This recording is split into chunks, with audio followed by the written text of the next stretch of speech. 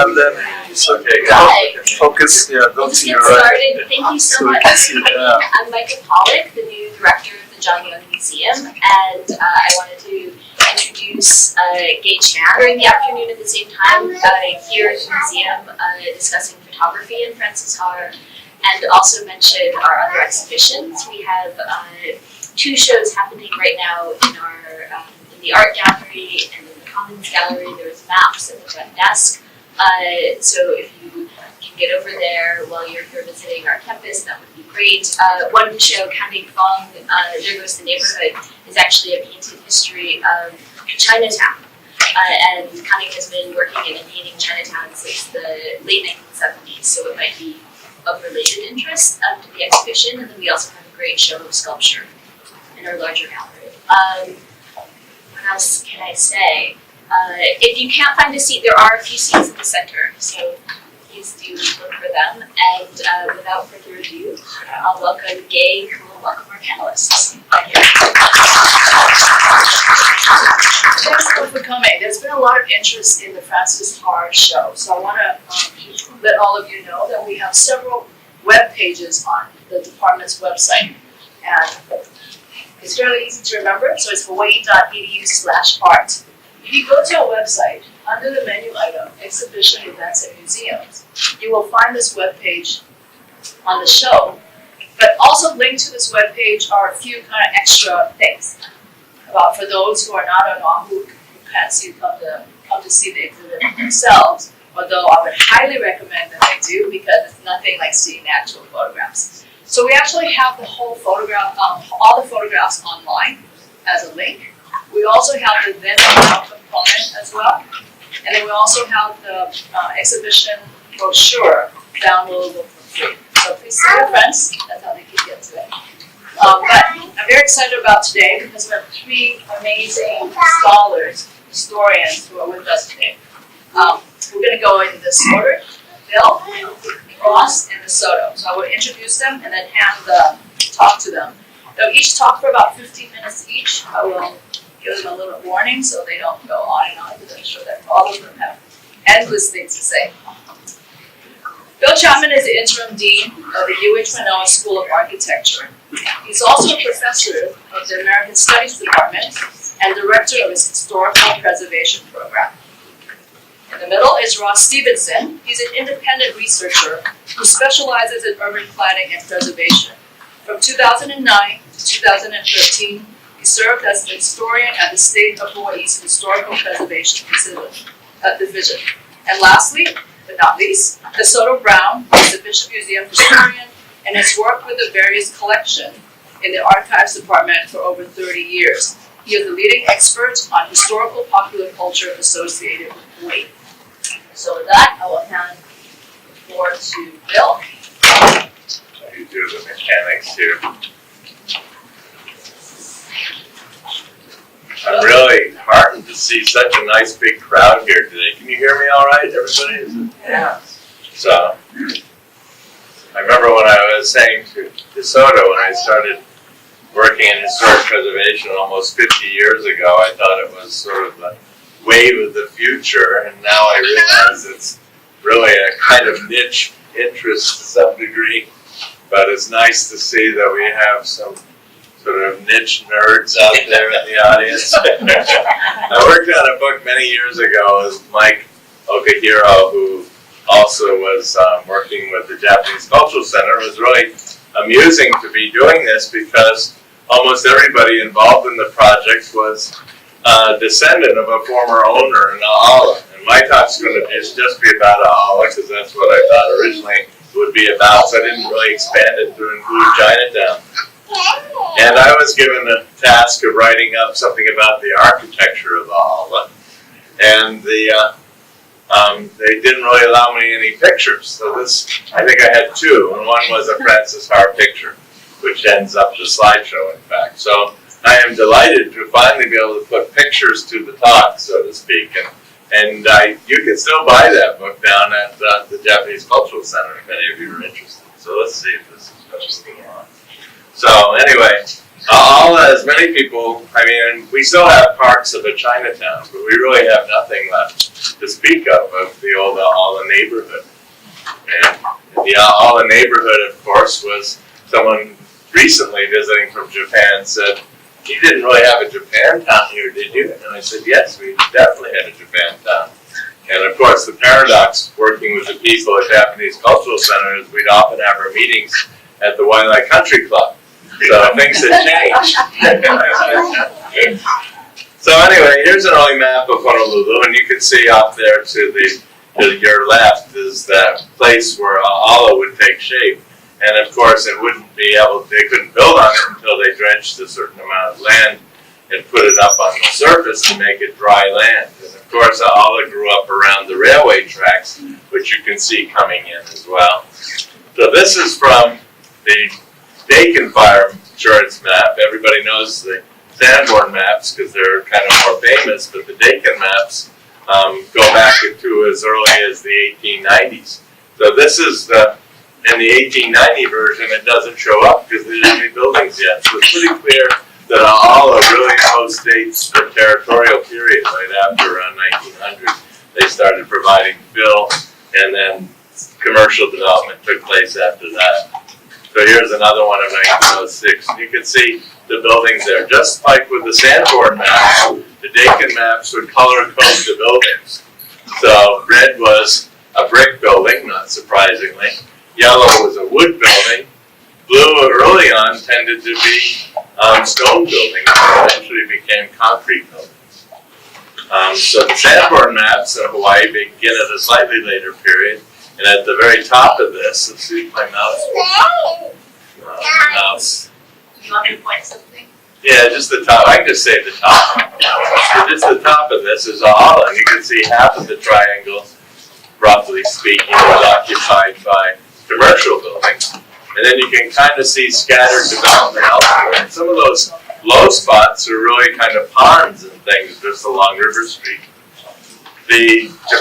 What we would call Japantown actually jumped over River Street, and most of the buildings facing River Street on roughly the Mauka Eva side were also tended to be Japanese businesses. You can see that in the old pictures.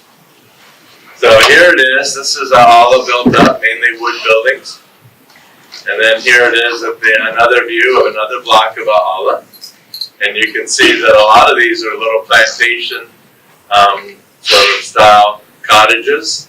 But they often were actually, in urban context, were actually called camps. The same in Mo'ili Hili. You often had 6 or 7 small houses on a lot, and that was kind of our urban sort of tenement housing. We didn't have tenements. We were only building single-story buildings, so a lot of that was that.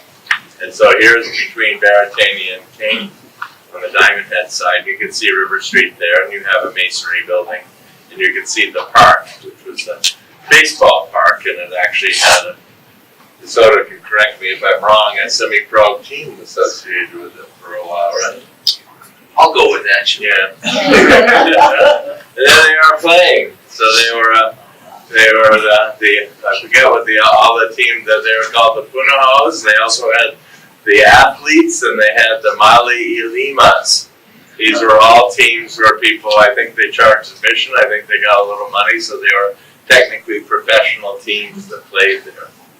So there's another baseball game underway. And you can see there used to be a steel truss bridge that went over Nu'ua'a Stream along River Street. And you can see some of the earlier wood commercial buildings lining what would now be Baratani. It's not Baratani, it would be Baratani. So this is the earliest image I found of the park. And here it is. It looks like a team is getting ready to play, I think, right there in what's still a very marshy bit of land where there were, at one point, of course, Kalalo'i all located all through here. So there it is. I'm guessing around 1938, I think. And this is the Nu'ua'a Stream again. You can see Chinatown in the background. So you're looking from Ala toward Chinatown. You notice the rest of the city, of course, is still very low rise. And in fact, until 1962, 63, most of downtown Honolulu was no more than 3 or 4 story buildings at most, and it had a kind of intact feeling of the kind of the Beaux-Arts period, at least at the far end. And of course, a lot of people assume Chinatown is everything that's in Chinatown, but really Nu'uanu was more kind of the commercial entertainment district for the city than strictly speaking Chinatown. And as you all know, Chinatown also became Philippine town at one point, and there's a lot of different ethnic groups that pass through China. So anyway, this is a kind of feeling for what all would look like. The buildings are very simple. A lot of them are in what you would call architecturally the Italianate style. Really kind of like Gunsmoke if you think about it. A lot of false front buildings, most of them of wood, and then very simple kind of movable wood windows, signs often in Japanese or Chinese depending on the owner. Oops, sorry. Here's the Suga's wholesale store, and yet this is the old Rango near, again, lining Baratania Street, this kind of core commercial section. Now you see what some of the businesses are here. You got the Bonsai Saloon. So you gotta remember the train station's still there, so the field workers would come in on a weekend after they got their pay, and then quickly, I guess the merchants' role was to figure out how quickly they could fleece them. And so they could send them back to the plantation empty-handed to earn some more money for the next weekend. So they had all sorts of entertainment and naughty things to do, and not such naughty things to do. But they certainly had pool halls, they had movie cinemas, they had a whole bunch of stuff, and most of them had hotels, which were quite cramped, and provided rooms for people coming into town. So this is a photo from the 30s, you can see by the cars, and there was, the kind of typical modernization of the late 20s and 30s with sort of more formal storefronts, often recessed storefronts with display windows and things like that. And so, like I said, this was a stopping off point. So this was one of the more important hotels in this is the Kamea Hotel, around 1928. Some of you, I have a suspicion DeSoto can date pictures from the dates of the cars, but that looks like, to my mind, a Model A or something. I can actually do it better by license plate, but I'm a little far away from that. And so here's a schematic of what it looked like. And so you had all the Rango stores lining King Street, and then the Ala Market would have been closer to the water. And there's a picture, I think, somewhere here. So this is the improved Ala Rango and Ala Market, and you can see it's just over the bridge, and the market's there to the far left. So it's very much like a big open market shed, and they sold mainly fish, but they had other things there as well. And there's a view again of the Ala Market. And then the Kobayashi Hotel was an important one. That too began as a wood building and eventually became quite a nice establishment. This is the Kobayashi again. Now, one of the big things about Ala, of course, and Lowell Angel is in the audience, the author of Theaters of Hawaii, and there were a lot of cinemas or theaters in the Ala area. Many of them, some like the Toyo, became kind of mainstream. They didn't show just Japanese films, but a lot of the cinemas there showed only Japanese films. And I think at least one of the Honolulu theater began as a Chinese theater around 1920. You can see they kind of stuccoed up the front, changed out windows and things like that. This was taken after it had been converted to a Japanese theater. But here's a view, I think, of the old Chinese theater, the same building. Is this the one you were trying to find me? Because I kind of came across this one. Yeah. So this is as it was. And then this is as it got even more impressively decorated entrance in around 1940. It was run by Consolidated, which we all know, and it was torn down around 1965 when the rest of everything was torn down in urban renewal. Many of you may not know it, but urban renewal was a kind of odd program. It was intended to wipe out blight and therefore wipe out poverty. And the odds as we learned, that didn't work. So the idea was you'd put poor people in nice buildings, and then they would change their behavior and be middle-class people. And it was more complicated than that. And but it was also kind of like many projects, there's another side to it, is it was kind of a good deal for the owners. Some owners maybe might not have wanted to participate, but a lot of owners did, because the federal government actually gave money far above what the normal market rate would be. In fact, they were told by law they paid 15% more than appraised value. And appraised value often could include the whole downtown. So some of the appraised values were quite high. And so by selling out, they actually were able to finance businesses elsewhere and move on to something. Is that 5-minute warning? Huh? 4 minutes. Well, we're almost there. So, so here's the Park Theater, another really big theater. This is taken during wartime, I guess. See a big crowd there. No, this is 52, it says. So this is, it had different names over time. It was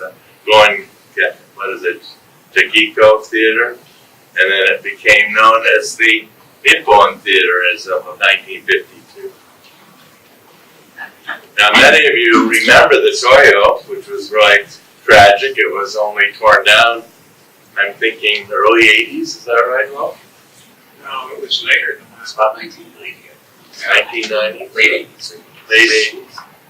So as I remember, some of it's at Lowell's house, if you wanted to go there. But as with a lot of movie theaters, the ornaments look far more impressive in the building than up close, because they were done theatrically. But this had a kind of combination Chinese and Japanese interior. It was designed by C.W. Dickey, who actually used the same kind of planning he did for other theaters. So we get a little hint of it even at Ward, where you got the barbershop and stuff at the front, but almost always they had a barbershop and a concessions and kind of wings that came forward. And this one had a koi pond as well. So you could kind of have this leisurely moment before you watch. And this is the Kukusai Theater, which is the last one built and opened only in May 1941, showing the kind of shift in architectural style from that period. So I think close to my end.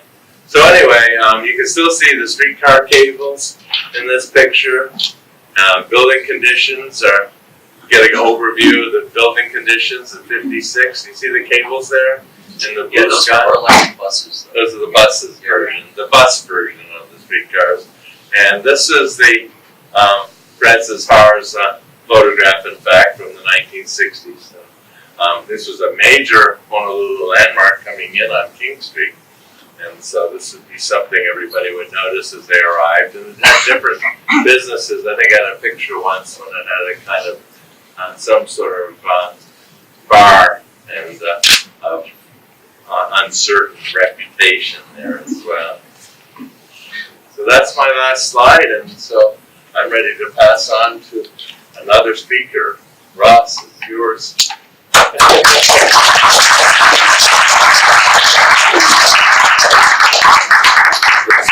Here. I just want to look over your shoulders.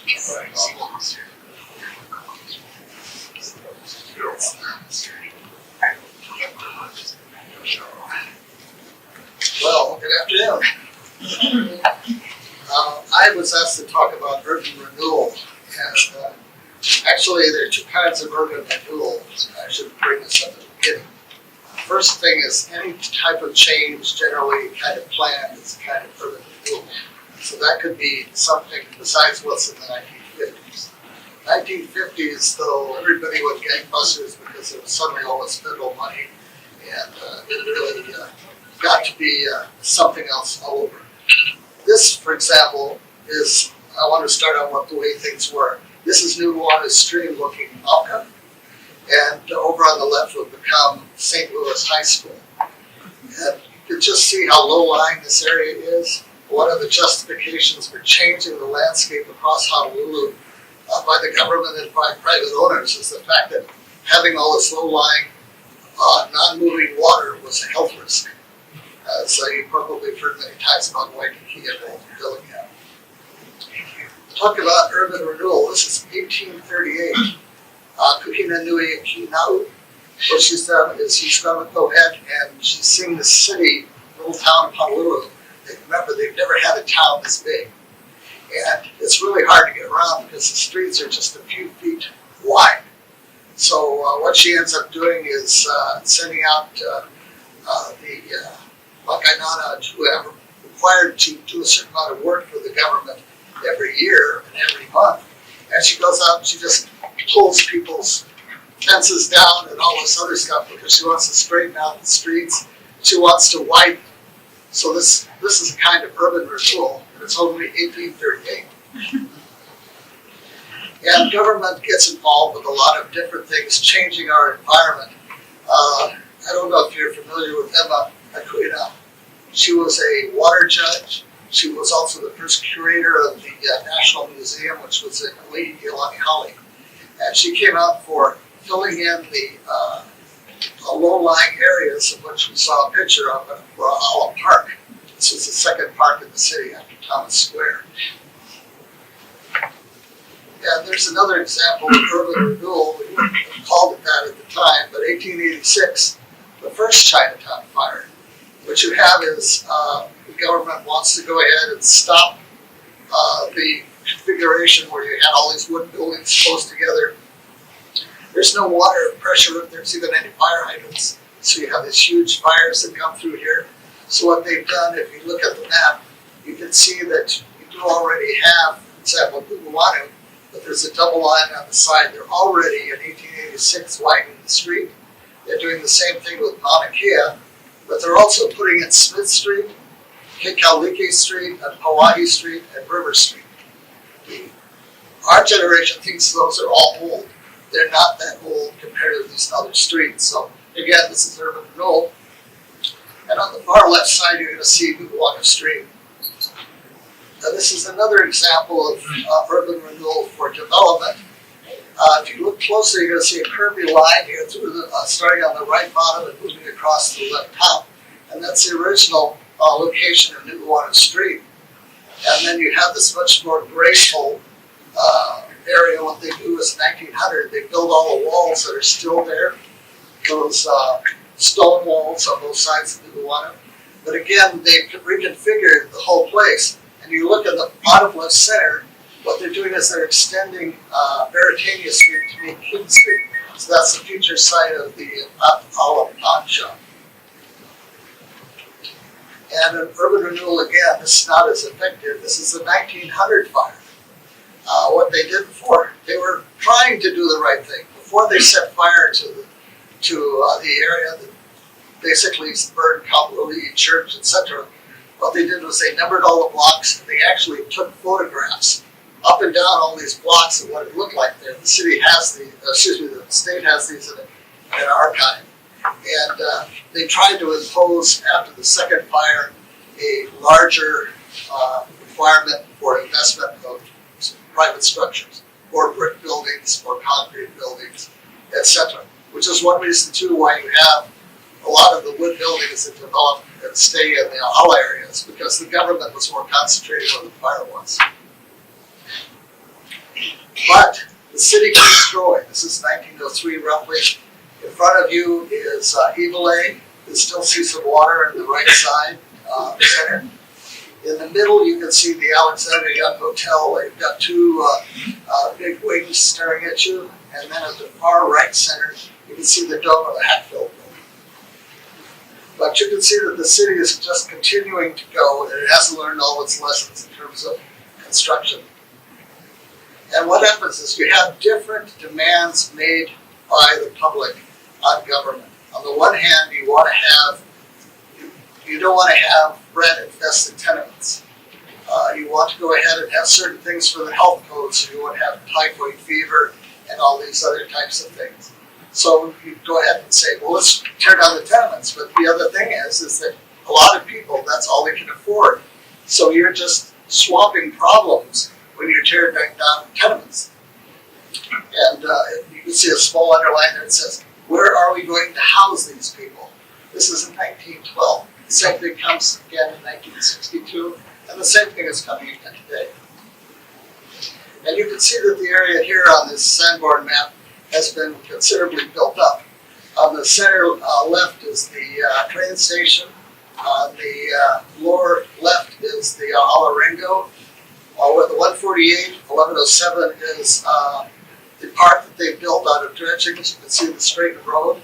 And you've got St. Louis College on the right, which will leave for Kankakee by 1927. So again, you have to remember that the city constantly is renewing itself.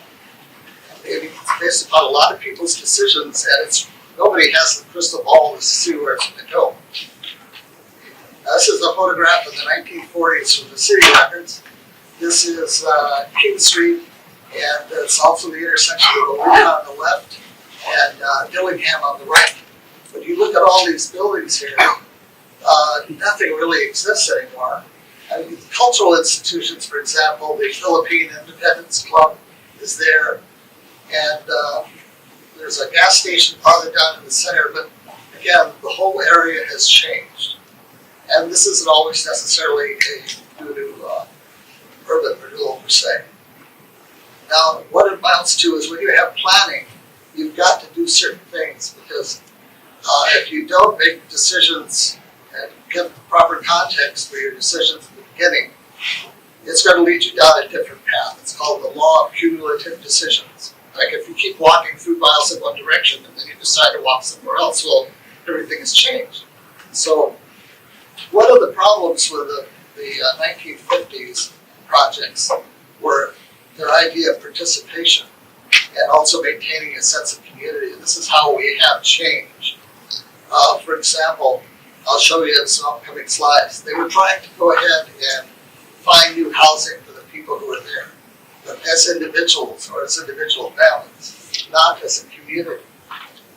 You have later developments like Ota Camp and Waipahu and all like that, where the community gets together and wants to maintain its identity. So this is unfortunately a decision they made from the get-go. I don't think they really thought about it in the 50s, but they basically decimated their community by having everyone move all over the place. It also, of course, has to be affordable and accessible. This photograph is of the mayor going in a political rally in 1939. And this is the second Ala bandstand. This one was a WPA project. It looks a lot like Ala Moana Park does today. But in the 1960s, they tore it all out. And another thing that DeSoto has mentioned to me on more than one occasion, and I'm absolutely in agreement with him, is one of the major things that changed the landscape were the freeways.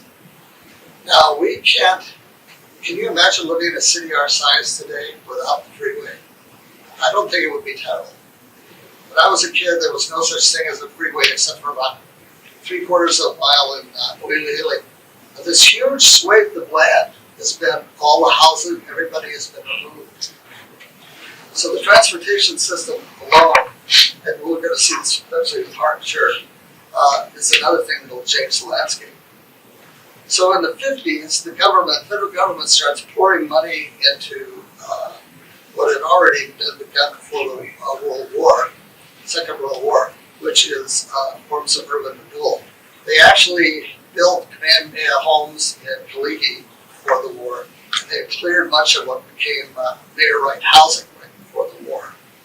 But they're trying to organize themselves to do something a little better than had been done before. And what they did was they inventoried the city. The lighter colored areas have a lot of infrastructure problems like Honolulu, and on the far left, I don't think most people our age even know what the Damon Tract was, but that was actually a residential area up through World War II that was, everybody was kicked out, the school was closed, and it became an industrial area. The dark areas are the areas with the most problems. And urban renewal, this is a out of the norm example. If you look on the top left, you'll see a black area with a number 2 on it. What they did was they acquired a bunch of pig farms in upper Kaligi Valley and immediately turned it into housing. That was the Mayor Wright project, not Mayor Wright, but Johnny Wilson.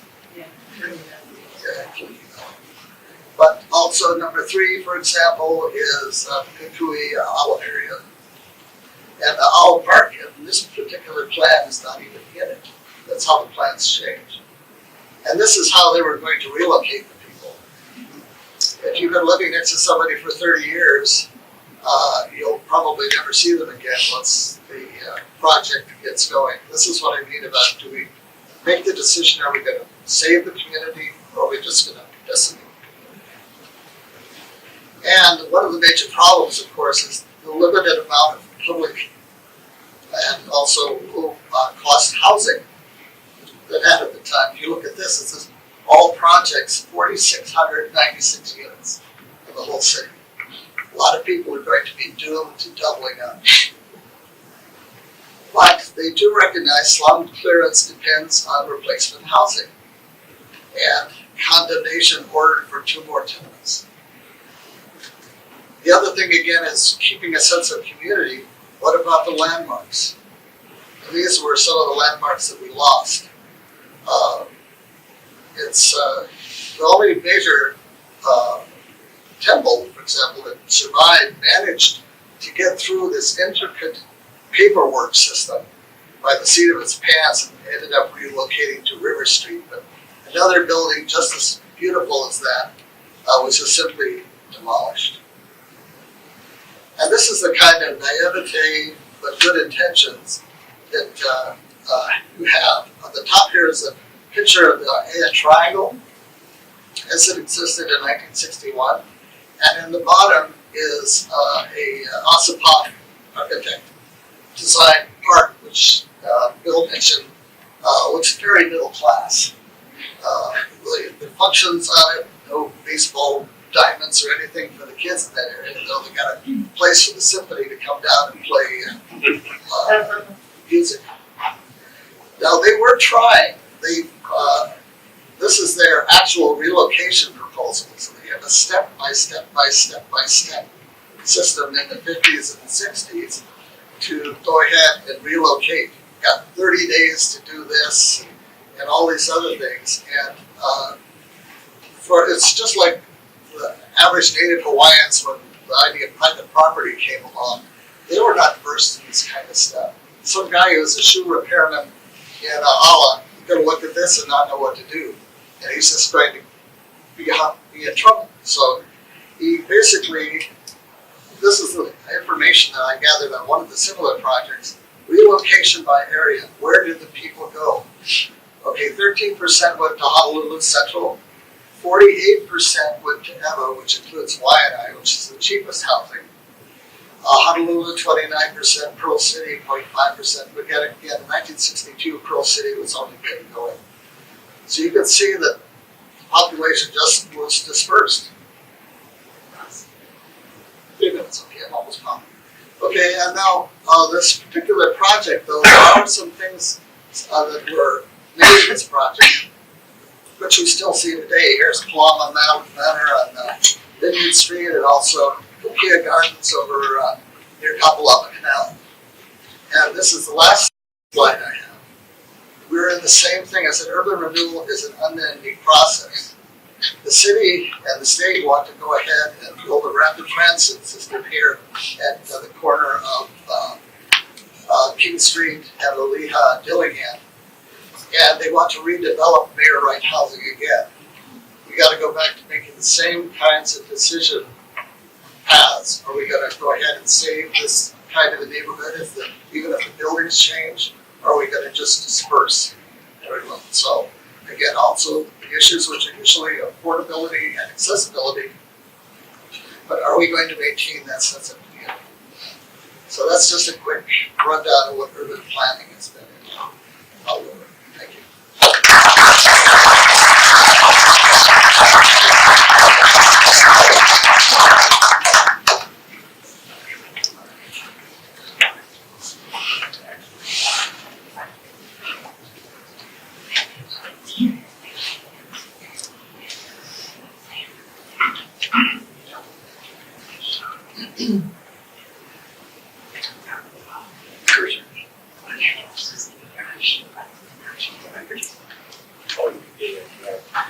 Well, my presentation is going to be considerably more colorful in many ways than what you just saw, but I think they're all going to complement each other very nicely.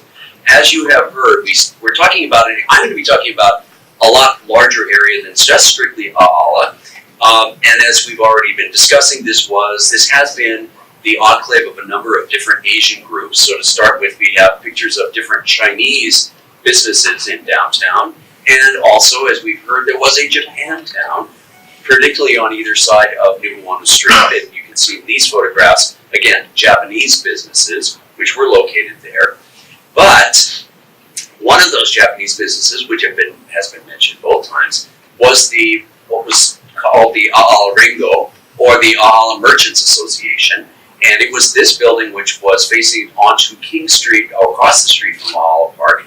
And that is a poster for the big 10-in-1 Christmas sale of that A'ala Merchants Association from 1930. And it's 10-in-1 because there are 10 individual businesses, but they're one group. And that building was there for a long time. And as we've been just saying, it was a very strong sense of community. But here's an anecdote relating to this that I bet most of you have never heard before. One of those businesses in that building was called the Hawaii Importing Company. And on the left, you see an ad that they published in both the Star Bulletin and Advertiser in the week before December 7th, 1941. It's a real ad. There's nothing weird about it. Right after the Pearl Harbor attack, a rumor got started that it was actually a warning to local Japanese in code that this attack was going to happen. And that inspired the writing of a book, a novel, called Murder by the Yard. And you can see that in the picture on the right, that's the dust jacket of the book, and there's the ad right in the center with a skull next to it. Fashions by the Yard, Murder by the Yard. But one important point is, remember that Chinatowns, Japantowns, some of those places, those neighborhoods in popular culture, seen by outsiders, are areas of intrigue, crime, and so forth. So on one hand, they're colorful, but on the other hand, they exist in some cases because of discrimination too. Now, this is a map, a cartoon map from the early 1930s that was reproduced as a photograph, and it was sold for many years to military men as a souvenir.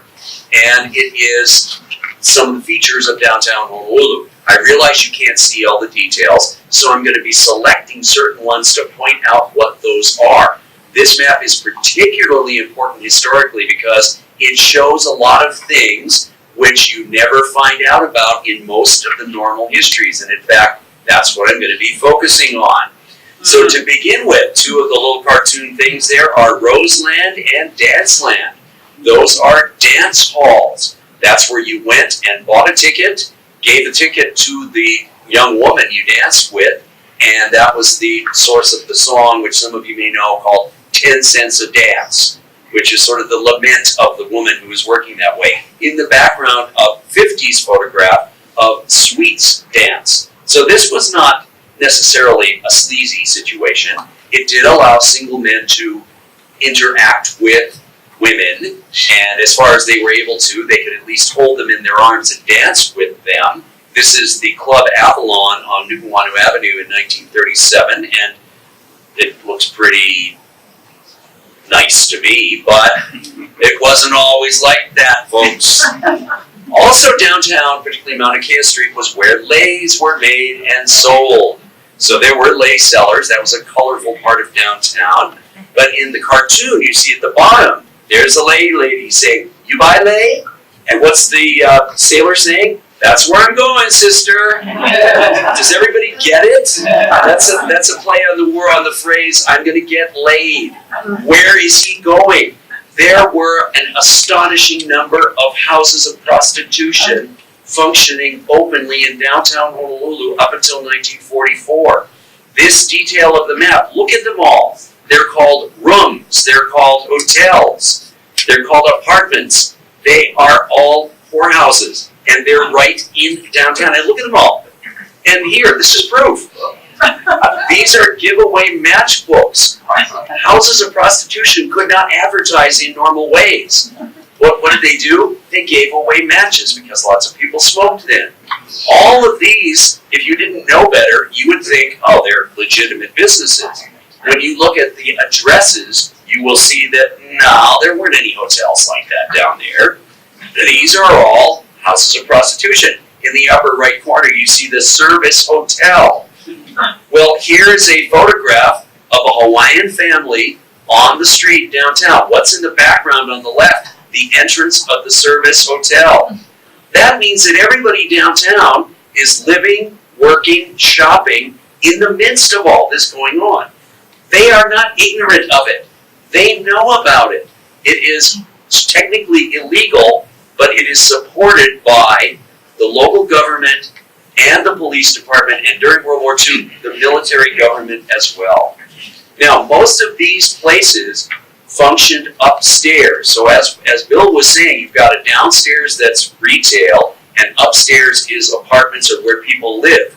Or you got a whorehouse upstairs. They don't say anything nasty on the street.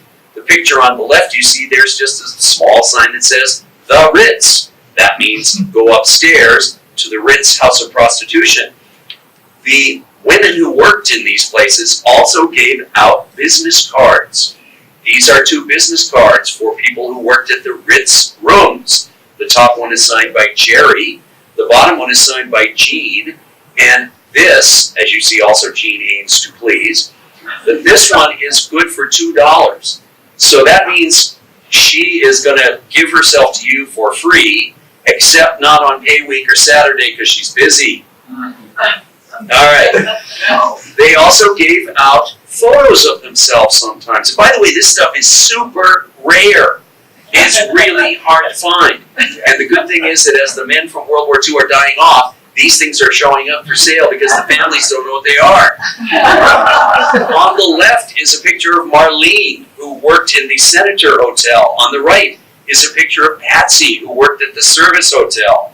And if you went to the Modern Hotel, you might have gotten a card from Louise to remind you that when you came back, ask for Louise next time you got a paycheck. Well, I mentioned the Senator Hotel. That was an actual house of prostitution. In the cartoon picture, you see there's one of the ladies saying, "And don't come back." And you also see a matchbook from there. Well, when James Jones, who was in the Army at the time before, during, and after World War II, wrote his famous novel From Here to Eternity about his time before, during, and after World War II, he reused this name, but he changed it to the Congress Hotel from the Senator Hotel. And when the movie was made in 1954, the whorehouse became a dance hall, and it was called the New Congress Club. So if you watch From Here to Eternity, you'll see Montgomery Clift and Frank Sinatra hanging out at the New Congress Club based on the Senator Hotel. Well, this was, again, particularly during World War II, there were lines of men waiting on the sidewalk all throughout downtown. By World War II, all the whorehouses had been concentrated into one area. They were not as scattered around as they had been. But that meant that if you lived or worked or went downtown to shop, you saw all these military guys standing in line on the street to get in. And more than one person has told me that as a child, he said to his parents, "What are they all waiting in line for?" And they were told something like, "Oh, they're going to a movie."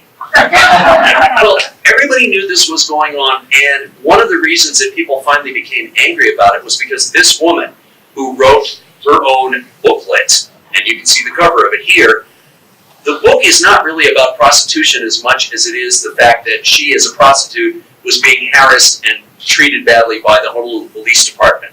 She went on trial, lots of publicity about her, and this brings the whole subject very much out in the open. Finally, people complained about it enough to where the military government shut down all the houses of prostitution in September of 1944. Did that mean that the prostitutes ceased to exist? Just like, where do we move people when we kick them out? No, they just moved elsewhere. Well, we don't have graphs showing where they moved. Okay, now, before all of that had been going on, however, there was also a prostitution area in Honolulu in Ibilei. This is a picture of that. These are little bungalows. That's one of those, the woman sitting there is a prostitute. This got shut down right about the time of World War I, but the reason I'm bringing it up is because here in our cartoon map is a woman getting on a ship next to Aloha Tower, and the man is saying, "Where to this time?" Well, this is because she is based on a fictional character who was based in turn on a real prostitute. On the right, you see an ad for a movie called The Revolt of Baby Stover, which was set here in Honolulu, made in the 1950s, but it was based on the story that inspired all of this, which was called Rain. It was written by a man named Somerset Maugham, and in the teens, he had left Honolulu on a ship to go to Samoa with a woman who had been a prostitute in Iwilei who was kicked out and went to Samoa. He wrote a fictional story about a prostitute doing that. This got turned into a story that was popular, a Broadway play that was popular, and then in turn, 3 movies. The first one starring Gloria Swanson from the 20s, the second one starring Joan Crawford from the 30s, and the third one starring Rita Hayworth from the 50s. Those are 3 major stars, and they were all based on the idea of the prostitute leaving Iwilei to go to Samoa, and I won't get into any more of the details, but you don't have time. Now, speaking of movies, I bet many of you did not know that there is a movie about the sleazy part of downtown Honolulu from 1954. If you look at the picture in the upper left, it's hard to see, but that part of the cartoon map is labeled Hell's Half Acre. That is, in fact, a real name of a real area which is wiped out by urban renewal. Well, this little film noir crime story made in Hollywood, or actually filmed all here in Honolulu, was filmed in downtown Honolulu, and they called it Hell's Half Acre. And if you look at the bottom right corner, you see it says, actually filmed in Honolulu, which it was. So there is movie film of some of these vanished areas, and it's not just by Francis Haar. Well, all of this sexual activity led to what? Sexually transmitted diseases. And interestingly enough, at that time and through World War II, the military acknowledged that men were going to do this. They didn't just say, don't have sex, we forbid it. They said, we know you're going to do it, so we're going to establish health clinics where you're going to come and get condoms and treatment. So that's what's happening in the cartoon. The guy standing in front of the U.S. medical facility on Iwilei Road is saying to a man running towards him, back again? And in the photograph on the left, there's the U.S. Navy First Aid Station on Kauai Street in 1943. Again, very open, astonishingly open. Now, other marginalized or specific groups of people congregated in downtown as well. Here, interestingly, in the cartoon map, is a gay man winking at a sailor who is shocked, who's so shocked that his cap is flying off. Well, as part of that same group or subgroup, there also are transvestites, transgender, mahu, people living in downtown Honolulu. Interestingly, it was possible for them to make a living as entertainers. The ad on the left is remarkable because that's from 1955. There was a drag show in downtown Honolulu starring Carol Wallace, the world's most beautiful boy. And he is very beautiful. Also on the right, the more famous nightclub of that type was the Glade. And in 1975, you could go on this tour. This is a brochure that was put in racks in Waikiki. A gay time in Old Chinatown. No children, by the way, were allowed. And you went to dinner at Wolfat, and you went to see the show at the Glade.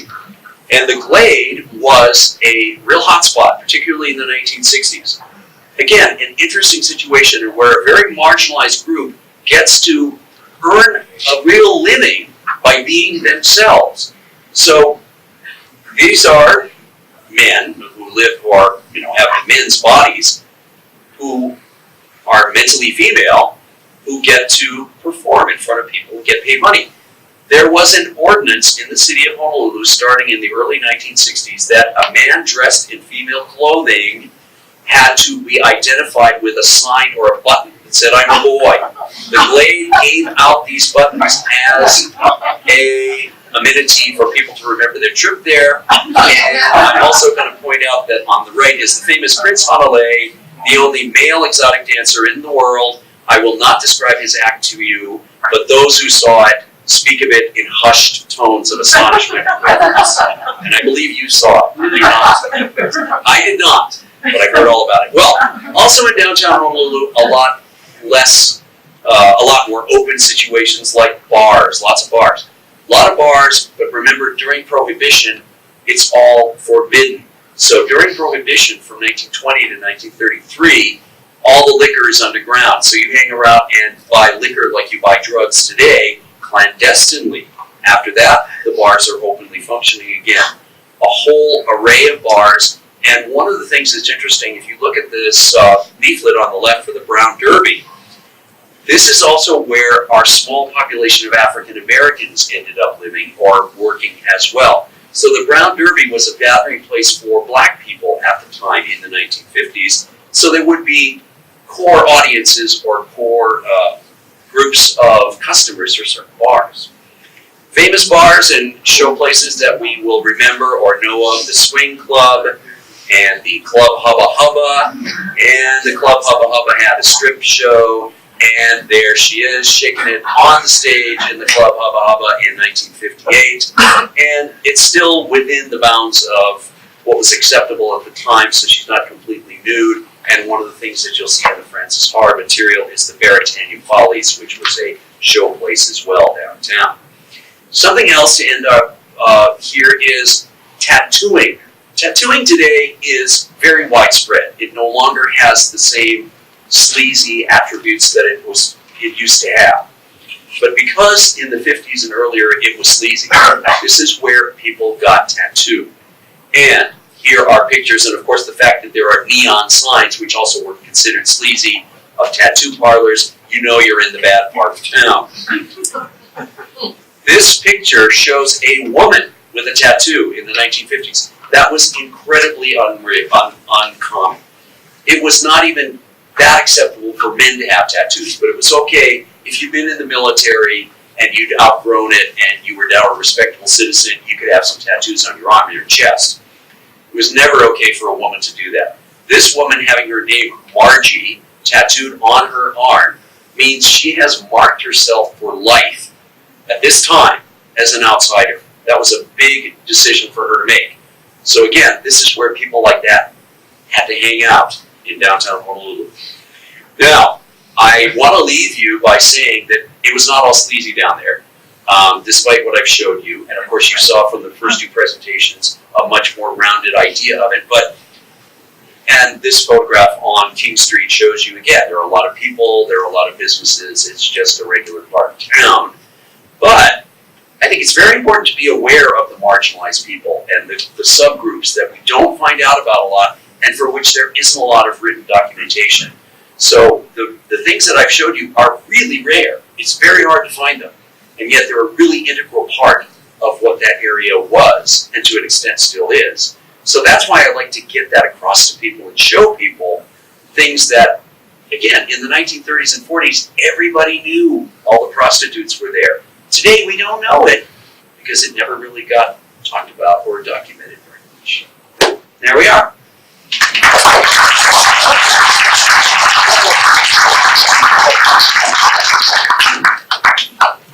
We're at 3, yes. Yeah. So, this event is supposed to end at 3, but I think the 3 speakers can stay for 10 minutes if you have some other questions. Where was Honolulu Theater located? Was it on Olive Street? On Olive, right around the corner from Baratania. And Olive Street, that part of Olive Street doesn't exist anymore because they turned it all into Olive Park. So Olive Street used to go from Baratania Street down to King Street, and then they wiped that out. There was an American theater in one of those. That's not the Honolulu theater. No. They showed Chinese shows. American Theater was in the middle of the block. Middle of the block off Baratania. It was on Hotel, just off Hotel Street. It's right about where Kekalike comes up. Yeah. It's a little bit back in the middle. And it was kind of at an angle. It was in a lane. Yes. It was in a lane. Oh, a driveway, yeah, like a driveway. Yeah, it was behind the Texas station. Like the Baratania Follies was in a lane. That was in a lane. I don't. Was that Kamanawai Lane? Kamanawai Lane. The Baratania Follies.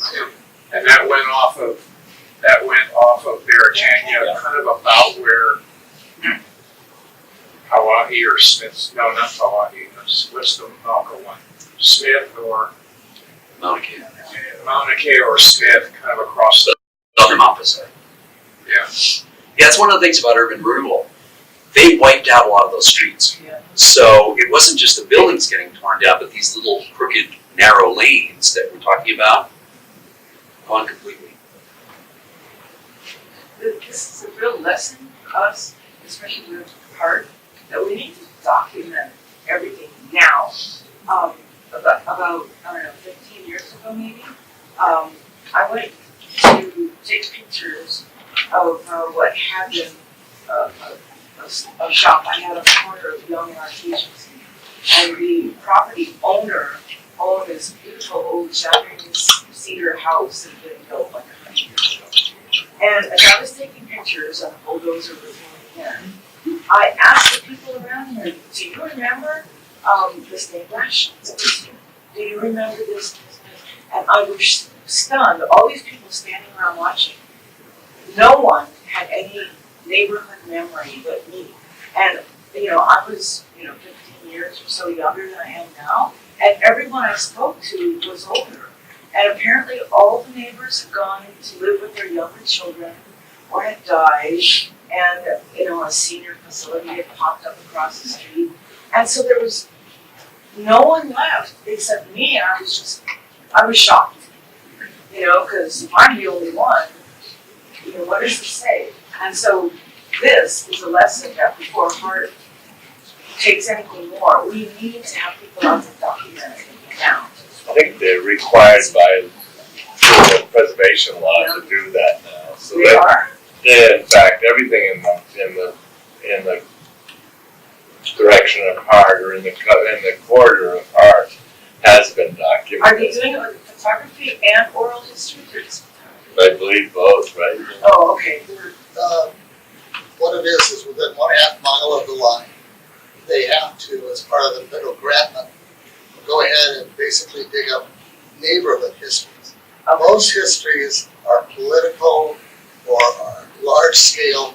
You don't have too many people who have been writing down the history of the Queen Theater, for example. So Yeah. maybe gentleman behind you.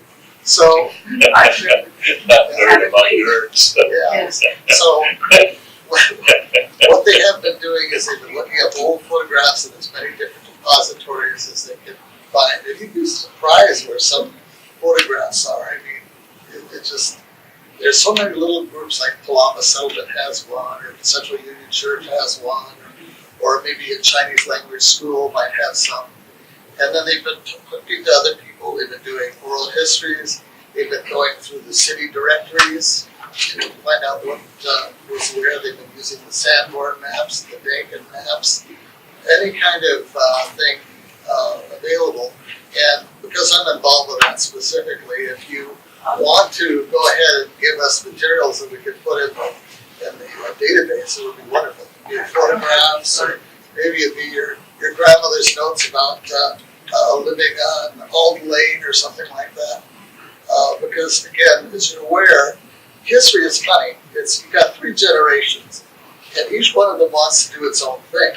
But what happens is generation 1 accomplishes its stuff, generation 2 comes in and wants to do its own thing and wipes out what generation 1 did, and then when generation 3 comes around, they want to know about what grandma and grandma did, but there's very little stuff left. Right. So if you have, again, pictures or for example, one of the wonderful things that the University of Hawaii did in the 1930s is they had a semester project for the sociology students to describe your neighborhood with photographs, who lives there, what they do, and all that other stuff. And all of a sudden you've got this wonderful snapshot of Kama Lane or something like that, in Kapalama. And we would encourage people, if you have anything material like that, let us know, because what's going to happen if you don't take that picture out of the upper drawer in your grandmother's, closet or whatever, it's going to end up in the trash because A, nobody will have any context for it, and B, it'll just deteriorate. If you could go ahead and, what's a really good project that the UH has done again, for example, the Big Island in Honolulu, they have a little community history center funded by the University of Hawaii.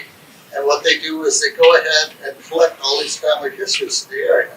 So, for example, if your grandmother was working at Powell Plantation in 1905 or something like that, there may be, or you're certainly welcome to go ahead and deposit those kinds of materials so that your grandchildren will be able to find it and have some understanding of the context. So anyway, again, if you have any of those materials, please contact me. There was a group of people back in the late 60s, early 70s that sort of organized around Agnes Conrad and Helen Cole and Nancy Bannock, and they started, I forget what the collection is called. Is it called the Architect Emergency Collection or something? It's at the archives, and they were taking pictures of buildings downtown. And so you can see Pack Bell and all those buildings in quite good detail. So they were kind of identifying the places that might be threatened. For many years, our preservation program, we run some of those field schools. Well, we did field schools, we didn't do as much oral history, but we took pictures of everything. So we've done Honolulu, I guess we did it about 4 times. So Hamilton has that stuff. I gave it to Hamilton, which is a collection. The State Historic Preservation Office also has an ongoing survey program, so they have a database too. So there are databases, and there's a lot of material out there. Yeah, but let me just also add that a lot of the stuff that we're talking about here, very few people take pictures of. You put a camera in our hand, we take pictures of ourselves, our family, our pets, and pretty things like the sunset and flowers. We don't take pictures of gas stations. We don't take pictures of fast food restaurants. That's what we should be taking pictures of, because they go away and they change. If you take a preservation class, but if you're a regular person, like, am I going to take a picture of Burger King? Well, I will, but every person is not going to, and that is something we will be sorry about. One of the things about the Francis Hart pictures that's so wonderful is that there's so much going on, particularly because these wooden buildings had so many signs on them. Because a lot of markets and small businesses were in wooden buildings all over the USA, national companies pumped out metal signs. So you look at these buildings and they're covered with ads for soft drinks and cigarettes. And all of those things rusted away and are gone. But at one point, again, when you're looking at those pictures, there are tons of them. And that's part of the ambience of that time period. So if you have, but interject again, if you have a picture of Grandma's Holly family store, Oh yeah. Go ahead and get in touch with us, because those businesses didn't have the money to advertise. So other than the city directory, that's about the only information we're going to have. And it really would be interesting to see what kind of different things your family sold. I mean, I've got one guy in Honolulu who's selling coffins as well as family soup. General stores, you got to sell everything. And again, if you're in the store 99% of the time, I don't take a picture of where I work. You wish you did. Yeah, can you speak a little bit about the development of the Chinese Cultural Center? I mean, how did that come about? Why? Chinese. Chinese Cultural Plaza. The plaza? Yeah.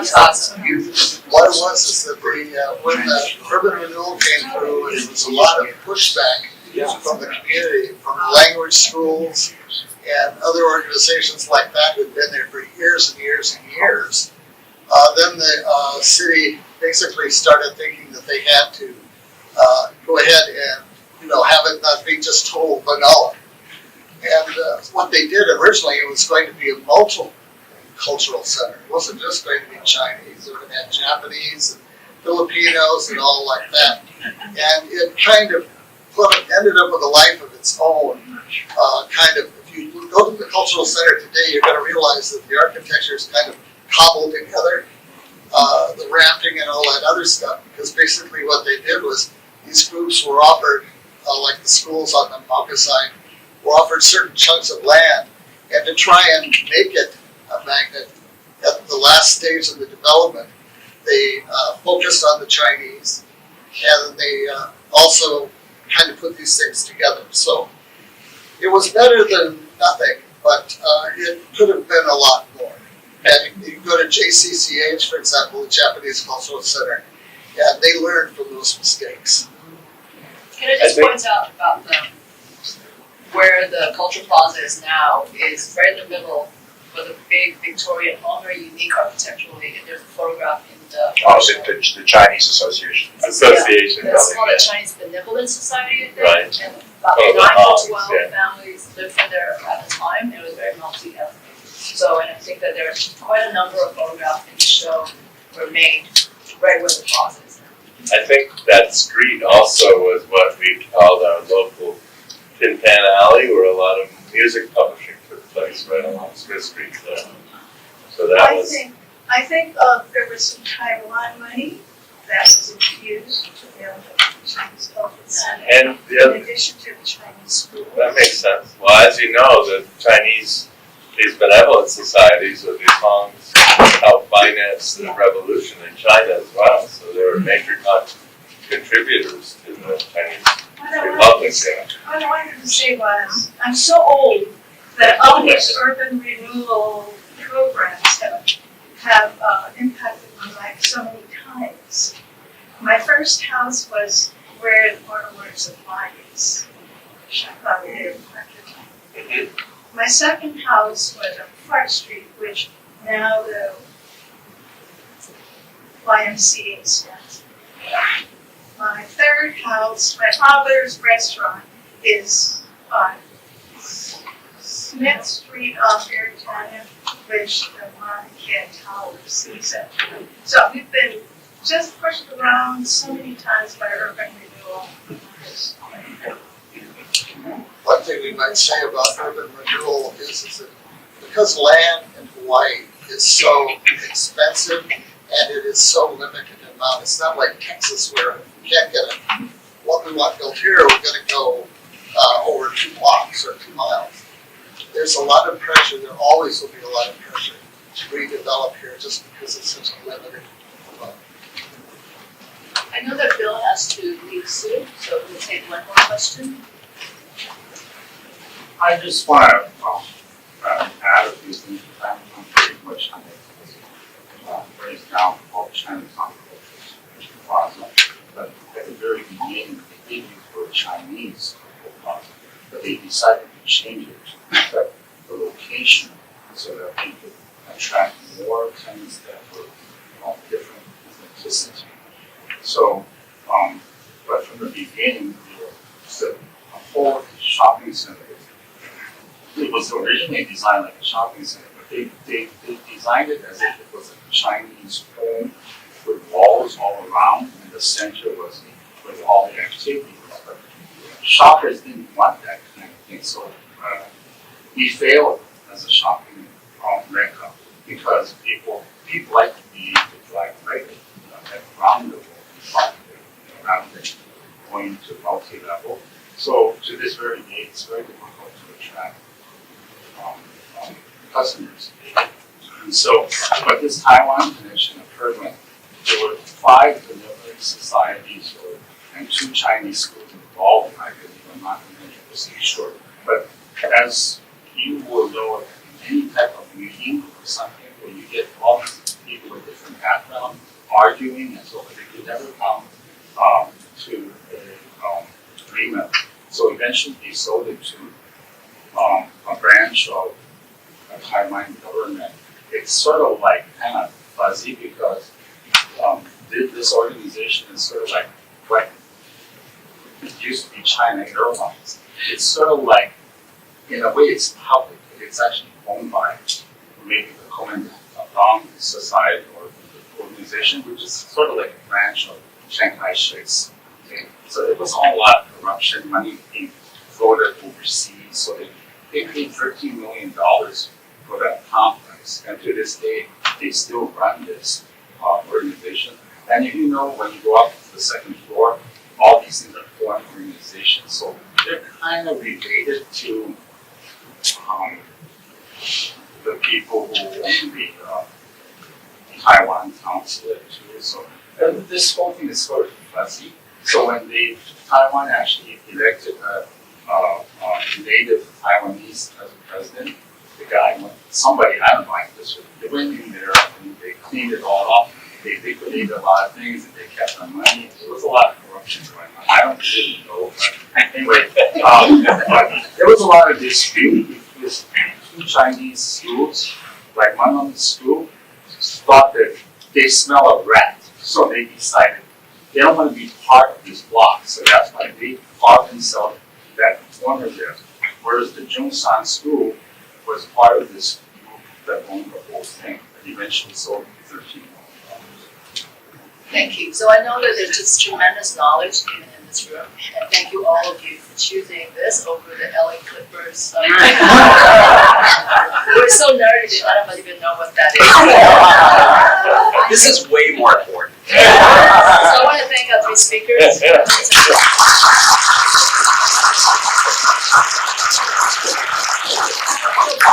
So if you haven't seen the film yet, it's really worth this. Where is at the museum? Just around the corner.